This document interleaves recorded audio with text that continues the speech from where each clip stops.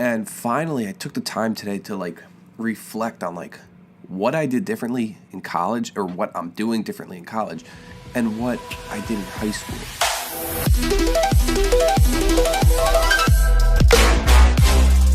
So the first tip that I have of how to change, what to change to become a better student and hopefully obtain straight A's, is sit in the front of the class.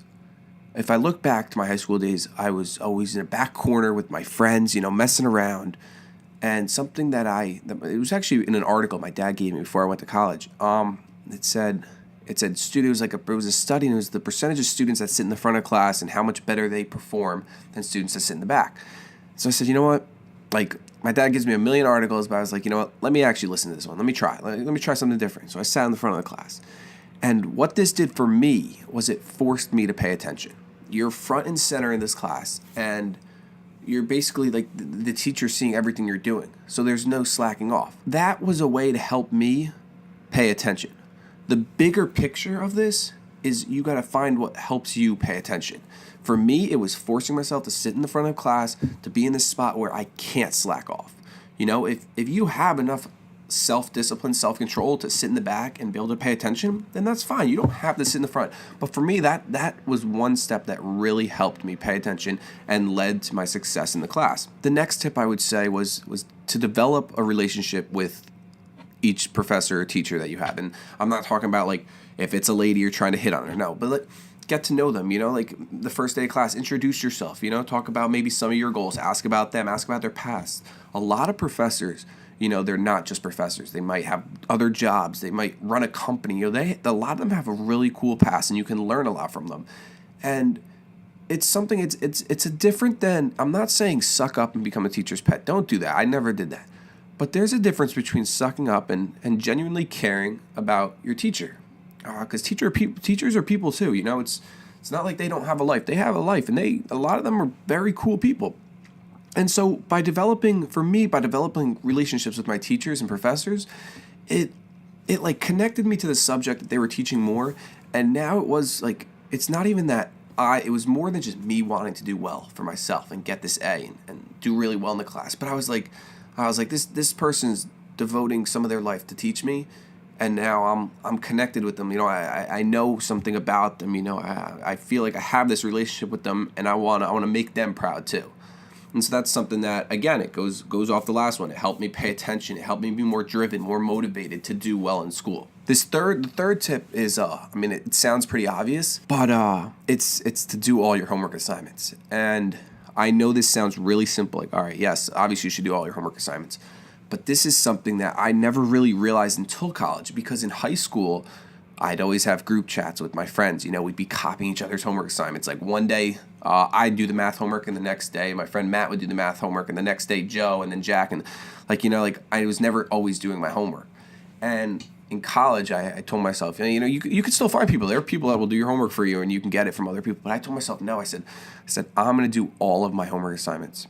And in classes like math classes, calculus, statistics, this made me excel so far ahead of my peers and the other students in my class, because just for me doing my homework, that was me studying and actually learning the material.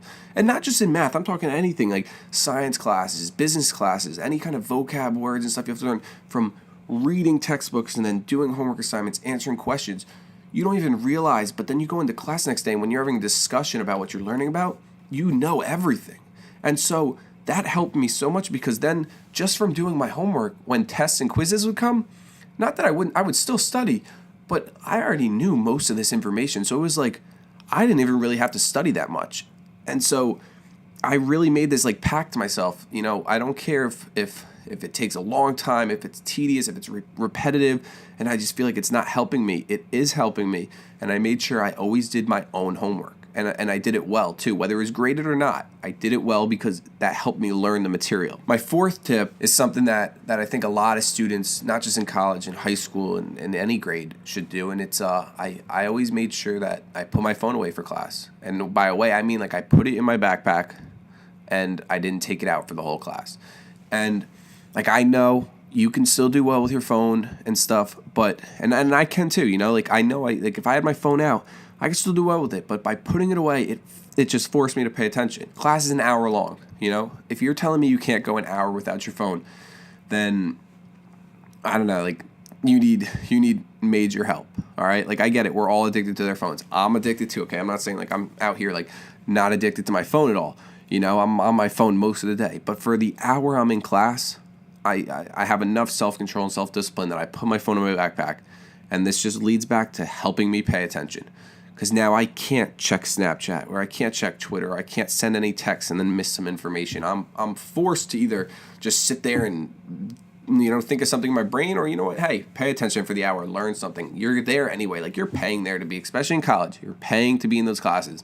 You may as well take advantage of it. My fifth tip, it's kind of just a big thing of like kind of everything I've been talking about, and it's my mindset. The mindset you have to have means a lot, because again, back to high school when I was getting just B's, or sometimes I get an A, or I'd get C's, or I'd even fail a couple quizzes or tests. My mindset going into those tests was, you know, I'd go in and be like, man, if I could just get an 80 on this, I'd be so happy. And that changed in college. I go into every single test and quiz expecting nothing less than a 100%. Like, and I know it kind of sounds crazy, but I truly do this. I go into every test, every quiz, every homework assignment, anything that is graded, I expect myself to get 100%. I expect nothing less. A 99 is not 100, and I don't see that as a good grade. Obviously, you're not going to get 100 on everything, okay? Like, I'm not psycho here, right? But you really, like, why would I go into a test going like, oh, all I want is an 80?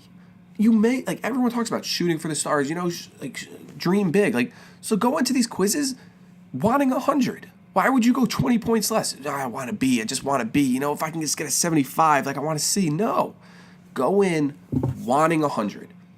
And don't be satisfied for anything less than 100.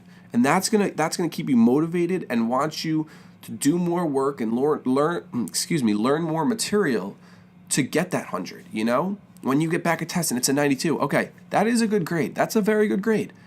But you still have 8 points to do better, you know? And that's a way that I continuously become better. You know, I could just get a 92 or a 90 and say, hey, that's a great grade, you know?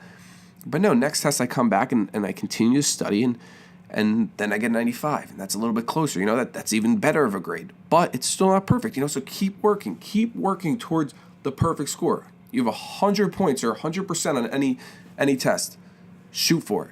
You may as well go for it. And so, I mean, this is exactly what worked for me. And I'm not saying like all these work for you. You do have to find your little variation of what's going to work for you. But I'm telling you, if you use these 5 tips as like a base for where you're going to start of how you're going to try to get better grades and stuff, it's going to work. And I really hope that my suggestions help you guys.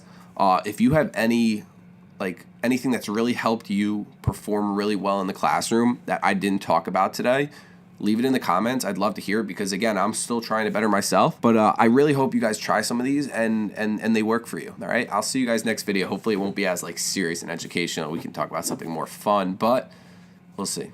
All right, peace.